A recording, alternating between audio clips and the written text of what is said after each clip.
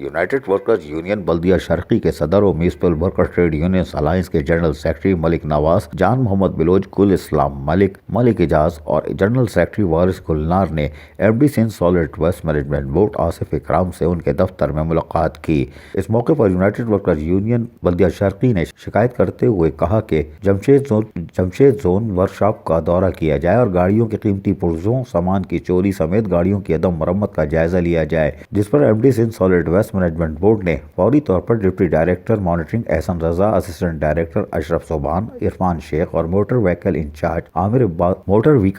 عامر عباس کے ہمراہ Jamshed zone workshop Mahmood آباد کا دورہ کرنے کی ہدایت کی اور وہاں کھڑی گاڑیوں کا تفصیلی معائنہ بھی کیا۔ اس موقع پر انہوں نے ملک نواز اور جان محمد بلوچ سے تفصیلی معلومات بھی حاصل کی اور انہیں بتایا کہ معمولی خرابی میں آنے والی گاڑیاں اب ناکارہ ہو رہی ہیں۔ ایک گاڑی کے قیمتی پرزے اور سامان دوسری گاڑی میں ڈال کر اس کا لاکھوں کا بل بنایا گیا اور جس گاڑی کا سامان منتقل کیا گیا اس کو ناکارہ کر کے چھوڑ دیا گیا ہے، جس سے قومی خزانے کو لاکھوں روپے کا نقصان ہو رہا ہے۔ اس سلسلے میں M D Sindh solid waste management board کو رپورٹ بھی پیش کی جائے گی۔ تاہم یونائٹڈ ورکرز یونین کے جنرل سیکرٹری وارث گلنار نے M D Sindh solid waste management board سے ملاقات کر کے انہیں مسائل سے آگاہ کیا اور M D solid waste management board نے انہیں اپنے بھرپور تعاون کا بھی یقین دلایا۔ عزیز عارف، KBS بلدیاتی نیوز، کراچی۔